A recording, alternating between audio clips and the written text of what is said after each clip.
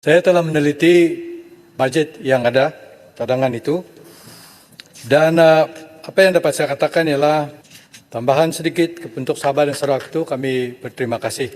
Namun ingin saya nyatakan sekali lagi di Parlimen yang kita hormati semua, bahwa budget ini sekali lagi mengecewakan saya khususnya dan ramai rakyat Sabah.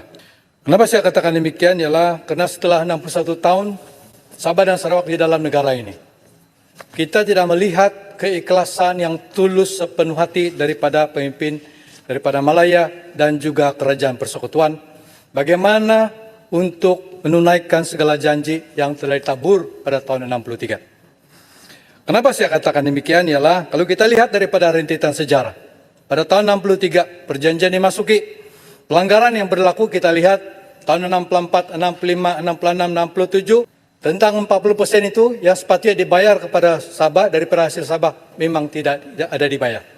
Itu pelanggaran pertama setelah tahun 63. Setelah itu apa yang berlaku pada tahun 65 ketika Singapura keluar daripada Malaysia. Kita melihat, saya sendiri melihat bahwa itu adalah merupakan pelanggaran yang seterusnya berlaku. Pertama karena Kerajaan Persekutuan atau Malaya pada masa itu tidak berunding dengan Sabah dan Sarawak untuk memberi keizinan bagi Singapura keluar, tetapi persetujuan itu atau penyingkiran Singapura daripada Malaysia ini dibuat sendirian oleh pihak Malaya. Artinya, rakyat Sabah dan Sarawak telah dikinati, pemimpin Sabah dan Sarawak telah dikinati, dan bukan setakat itu. Tetapi apa yang berlaku, kursi-kursi parlimen untuk Singapura pula disapu habis oleh Kerajaan Persekutuan di dalam Malaya. Apa yang penting yang harus saya tahu ialah ini adalah merupakan pengkhianatan kepada Sabah dan Sarawak. Bila kursi itu telah diambil, maka jaminan di bawah IGC report itu di mana dikatakan bahawa Sabah dan Sarawak harus dijamin mempunyai 1/3 kursi parlimen supaya hak-hak yang termaktub di dalam perlembagaan negara yang menyentuh Sabah dan Sarawak tidak boleh diubah, tidak boleh dilanggari tanpa persetujuan daripada Kerajaan Sabah dan Sarawak dan para MP Sabah dan Sarawak supaya Malaysia ini tetap kekal kukuh. Tetapi apa yang berlaku?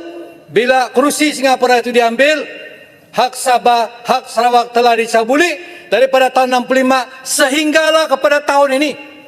Saya ada di dalam mesyuarat lebih kurang 2 tahun yang lalu membincangkan semula untuk mengembalikan kursi ini kepada Sabah dan Sarawak, dan saya ingin melihat bahwa kerajaan Madani yang ada pada masa sekarang akan menunaikan apa yang telah begitu lama termaktub untuk menjaga kepentingan Sabah dan Sarawak itu tetap dipelihara untuk memastikan negara ini berada di landasan yang benar. Jangan langgar janji, tunaikanlah janji itu. Jika ini prinsip daripada kerajaan Madani, maka saya sangat menghormati keputusan daripada kerajaan Madani yang akan mengatakan janji itu. Seterusnya saya ingin mengatakan tentang pelantar benua.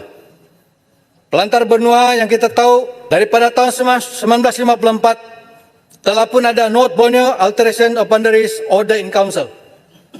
Dan lautan Sabah ini daripada daratan sehingga 200 batu nautika sebelum pun pembentukan negara ini dibuat, Malaysia dibuat. Tetapi setelah Sabah, Sarawak menyertai di dalam negara ini, kita dapati bahwa kuasa Sabah dan Sarawak ini telah beberapa kali cuba diambil alih oleh Kerajaan Persekutuan. Dahulunya pada tahun 76, kita dapati bahwa mereka meluluskan molekul darurat.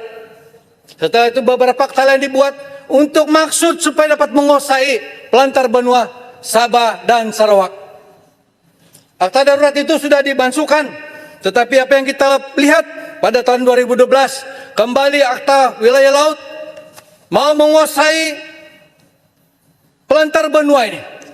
Karena pelantar benua ini telah dihadkan kepada 3 batu nautika. Sama ada di bawah akta darurat yang lalu dan akta-akta lain seterusnya di bawah itu. Dan di bawah akta laut wilayah. Saya ingin menegaskan karena mereka mempunyai peraturan undang-undang yang seperti itu. Sebab apa saya katakan? Tidak mungkin bapa leluhur kami akan bersetuju dengan pembentukan Malaysia.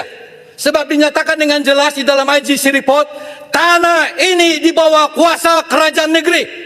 Sebab itu jangan ubah apa yang telah dipersetujui ketika kami membentuk negara ini. Jangan kami dipaksa tentang soal ini. Dan seterusnya tentang pemberian khas daripada kerajaan. Di bawah perkara 11C dan juga 112D, kita nampak bahwa pemberian khas itu suka hatilah berapa mau bagi. Tapi yang ingin saya katakan, pada tahun 74 juga telah dilanggar. Sepatutnya ada review dibuat. Panggil pemimpin Sabah untuk berbincang. Nyatakan apakah yang dapat dipersetujui, angka yang dapat dipersetujui. Apa yang saya tahu daripada dahulu, tidak ada perbincangan pada tahun 74 dan selepas itu suka hati, suka badan berapa diberi kepada Sabah. Pada tahun 2018 saya berada di dalam dewan ini. Saya juga terkejut ketika Menteri Keuangan pada masa itu bagi tahu 50 juta kepada Sabah. Saya katakan daripada mana formula yang diberi. Kerajaan pada masa itu, YB Lim Guan Eng, ramai yang terkejut bagaimana formula dibuat untuk memberikan 50 juta itu. Sehinggalah pada Kerajaan Madani, terima kasih karena telah memberikan 600 juta untuk tahun depan bagi negeri Sabah. Tetapi formulanya bagaimana? Sebab kalau sekira dikira daripada tahun 63, 64 sampai sekarang ini tidak ditunaikan, jumlahnya begitu besar yang perlu dibayar kepada negeri Sabah. Tetapi tidak ditunaikan. Pemberian khas itu lain, 40% itu lain. Dan ini yang kita mau tahu. Bilakah mau tunai janji itu? Bila? Saya berdiri di sini, saya lihat sendiri, saya tidak pernah menjangkakan saya sebagai ahli parlemen. Saya berjuang untuk rakyat kami, masuk kampung, keluar kampung, karena melihat orang-orang kami yang susah dan miskin, daif dan miskin.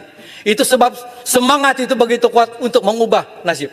Kenapa Sabah begitu kaya dengan minyak, tapi hidupnya di dalam keadaan yang berempat? Kenapa daerah Ranau juga sendiri sehingga pada masa sekarang masih dikategorikan sebagai miskin tegar? Adakah itu satu jenama yang baik yang saya perlu banggakan untuk dibawa ke mana-mana? Tidak. Saya bersuara di sini, walaupun siapa Perdana Menteri itu saya katakan bukan karena saya benci mana-mana Perdana Menteri. Tidak, saya mau berkata daripada suara hati sebenar. Supaya apa yang saya sampaikan, saya tidak akan menyesal bila saya balik ke tempat saya lain kali. Kalau saat ini juga kerajaan persekutuan tunaikan apa segala janji itu, saya beli janji, hari ini juga saya beli resign, tidak payah ambil pensiun parlimen, saya boleh bekerja sendiri untuk hidup. Tapi sebab itu saya mau nyatakan sekali lagi supaya ini ada dalam mindset dan sebagai bukti bahwa bukan semua pemimpin Sabah seperti yang lalu takut seperti kerbau dicicuk hidung, takut ditekan.